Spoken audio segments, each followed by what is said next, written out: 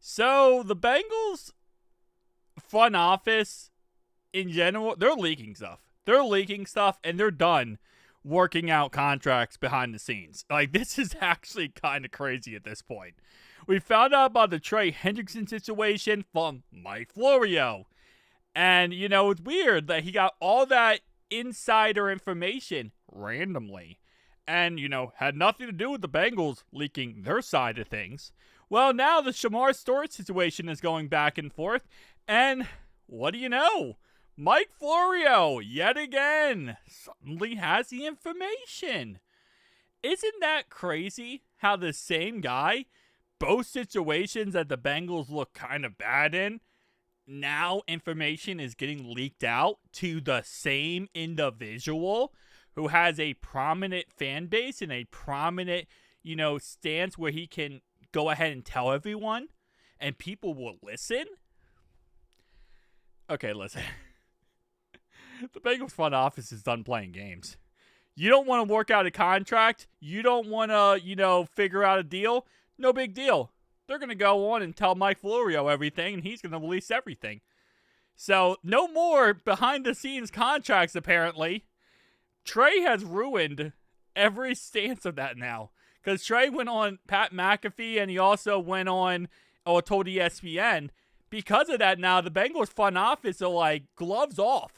We're going to release everything now. You want to not work out a contract with us and then try to use us as a way to get back at us? Oh, no.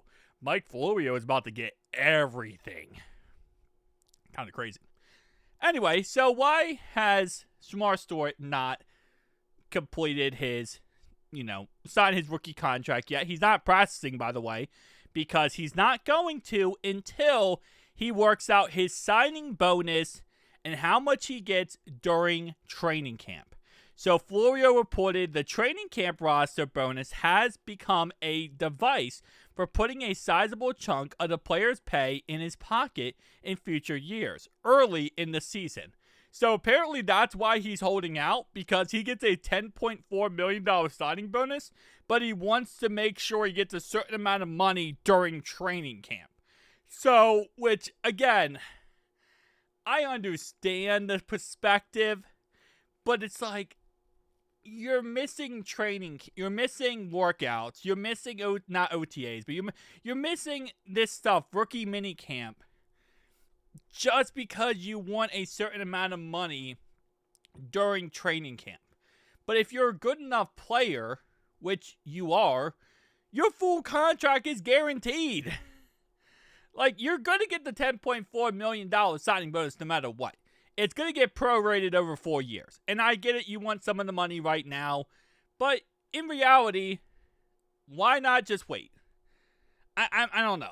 Again, like I said, I feel like, how much money do you need of that $10.4 million signing bonus at this moment in time during training camp? I know it's to do with injuries as well. There's a perspective of this where it's like, okay, because of, in case a guy get injured, he wants a certain amount of the money right now. But again, his full contract's guaranteed. We're not talking about a second-round pick. We're not talking about a third or fourth or fifth. We're talking about a first-round pick. Every dime he signs that contract for, he's getting paid that money. He's getting paid the $18.9 million, every cent of it. He's getting paid that signing bonus. Now, they're going to prorate it over 4 years. That's what they do with every rookie contract. That's why you always see whatever their base salary is, you can add in their prorated signing bonus, which will then, calculate over 4 years. They get the money right away, though. I don't know. I know we're not in training camp yet. We're mid-May. We have time for him to get this figured out and, be ready to go for training camp. But it's just stuff like this where it's like, oh, man. Just get it done with. I'm tired of this back and forth with contracts. And now the Bengals are gloves off, so I guess they're tired of it too. But it is what it is. They're going to hopefully figure that situation out. And, obviously I know contracts. This is why contracts are so difficult, because everyone has their own, opinion on how they should be orchestrated, how they should be structured.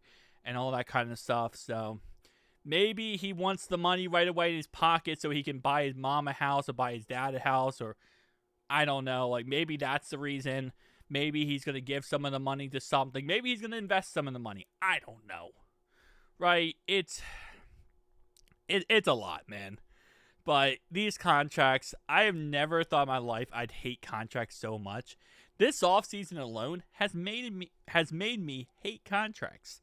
It really has. Like, I on this point, when I hear the word contracts in the NFL, I get a headache. I'm like, okay, I don't care. Just give him whatever. Just get it over with. It's such a frustrating thing. And, it is what it is. I don't know. Again, like I said, I know this video is all over the place, but it's one of those things where I feel like it's a very touchy subject with contracts as well, because at the end of the day, these players go out there and risk their lives, right? They could get CTE, they can get lifetime injuries. I can't even speak today. Lifetime injuries, and be out and deal with something for the rest of their life. So I do give a lot of respect to players because of that. Well, I'm always very pro player. But I'm also very pro-realistic. And morals and values. And it's also sometimes difficult to look at someone who's complaining and, going back and forth over $10 million. And I'm like, ugh, it's also weird to put yourself in that position where it's like, you look at how much you're making, right? And you look at someone making $10 million, and you're like, oh, complaining. Why are they complaining? Yeah. Guys, tell me down below your thoughts, opinions. Peace out.